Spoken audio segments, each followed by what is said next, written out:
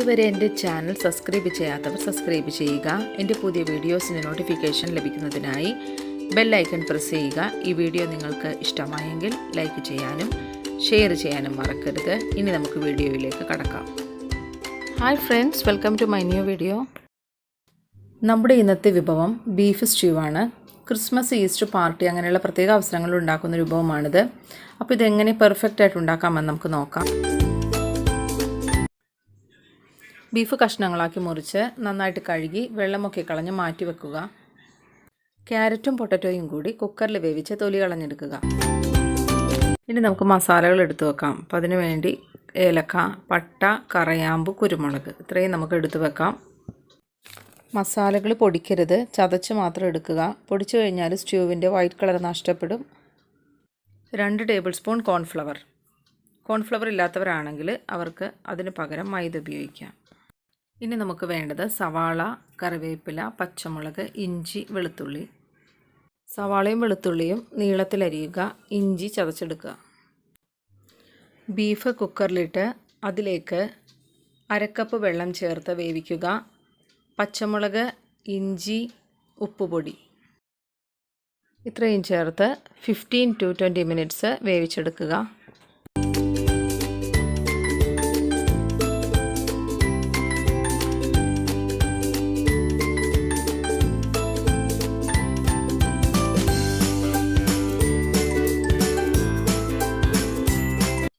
ഒരു കറി പോട്ട് എടുത്ത് അതിലേക്ക് എണ്ണ ഒഴിച്ചു കൊടുക്കാം. നിങ്ങൾക്ക് വേണമെങ്കിൽ ഇതിൽ കുറച്ച് നെയ്യ് ചേർക്കാവുന്നതാണ്.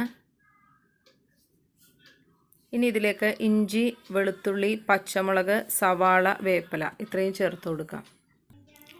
എരിവ് കൂടുതൽ വേണമെന്നുള്ളവർ പച്ചമുളകും കുരുമുളകും കുറച്ചധികം ചേർക്കുക.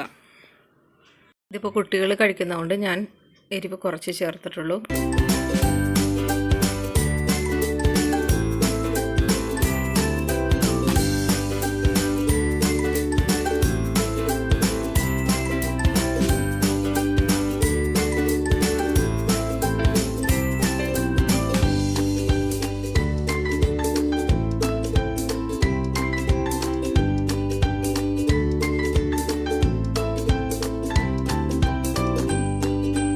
സവാള ബ്രൗൺ കളർ ആയി തുടങ്ങുമ്പോൾ അതിലേക്ക് മസാലകൾ ചതച്ചത് ചേർക്കുക.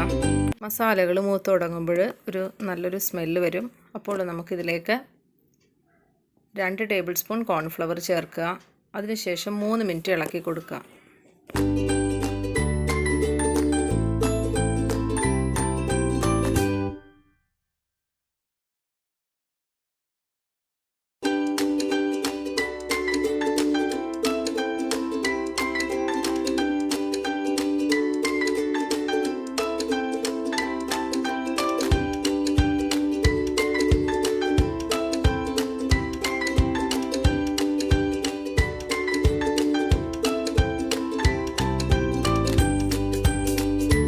ഇതിലേക്ക് 2ാം പാൽ ചേർത്തിളക്കുക.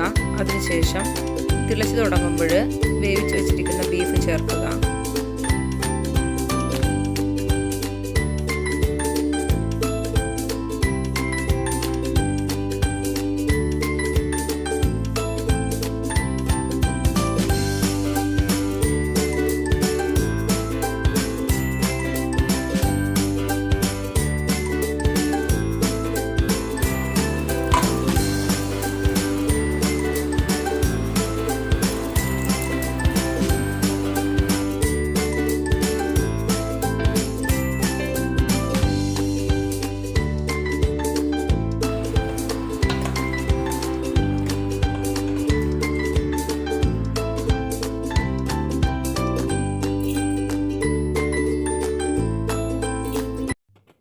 ഇതിലേക്ക് പുഴുങ്ങി അരിഞ്ഞു വച്ചിരിക്കുന്ന പൊട്ടറ്റോയും ക്യാരറ്റും ചേർത്ത് കൊടുക്കുക.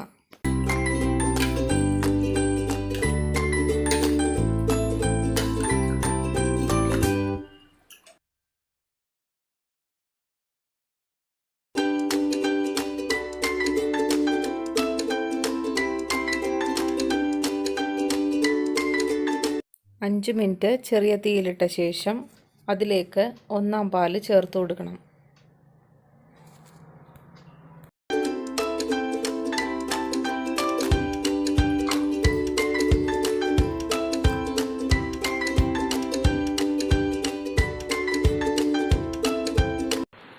നെയ്യിൽ കാഷ്യൂനട്ടും കിസ്മസും കൂടി വറുത്ത് ഇതിൽ ചേർത്ത് കൊടുത്താൽ നല്ല ടേസ്റ്റി ആയിരിക്കും.